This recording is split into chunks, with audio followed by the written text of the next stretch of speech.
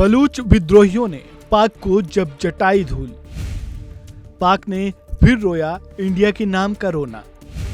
Train hijack के लिए India को ठहराया जिम्मेदार। पाकिस्तान में एक पत्ता भी गलती से सरक जाए तो वो इंडिया के नाम का रोना रोने लगता है। मतलब ये है कि पाकिस्तान में चाहे कुछ भी गलत हो जाए तो उसके लिए वो इंडिया को ही दोषी ठहरा देता है। अब पाकिस्तान में ट्रेन हाईजैक हो गया। बलूचों ने पाकिस्तान की पूरी सुरक्षा व्यवस्था को धूल चटा दी और जाफर एक्सप्रेस ट्रेन को हाईजैक कर लिया। इस ट्रेन के यात्रियों को बंधक भी बनाया गया। लेकिन जब पाकिस्तान बलूची विद्रोहियों के सामने पस्त हो गया तब उसने इस पूरी घटना के लिए इंडिया को ही जिम्मेदार ठहरा दिया। ऐसा सुनने भर में पूरी तरह से हास्यास्पद लग रहा है, फिर भी चलिए जान लेते हैं पाकिस्तान ने ट्रेन हाईजैक की इस घटना को लेकर इंडिया के सिर पर क्या क्या ठीकरे फोड़े हैं।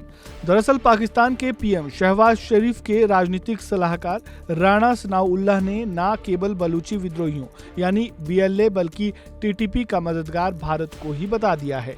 आरोपों की जद में पाकिस्तान ने अफगानिस्तान को भी लपेटा है।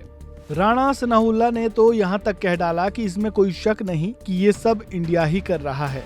शहबाज के सलाहकार राणा ने तो हद ही कर दी, क्योंकि उन्होंने यूं ही कहीं भी ये बातें नहीं कर दी है। उन्होंने बकायदा पाकिस्तानी मीडिया डॉन न्यूज से बातचीत करते हुए ये बयान दिया।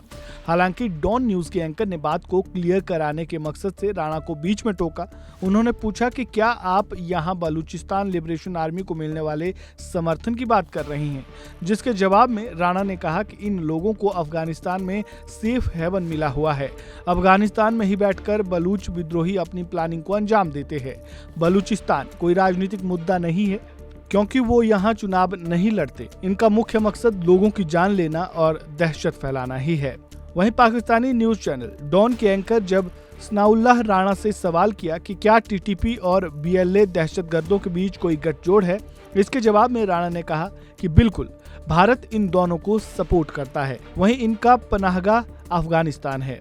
अफगानिस्तान में मिले आश्रय की वजह से ही इनके ऑपरेशंस की संख्या में इजाफा हुआ है, क्योंकि तालिबान के सत्ता में आने से पहले इनके ऑपरेशंस की संख्या बेहद कम थी।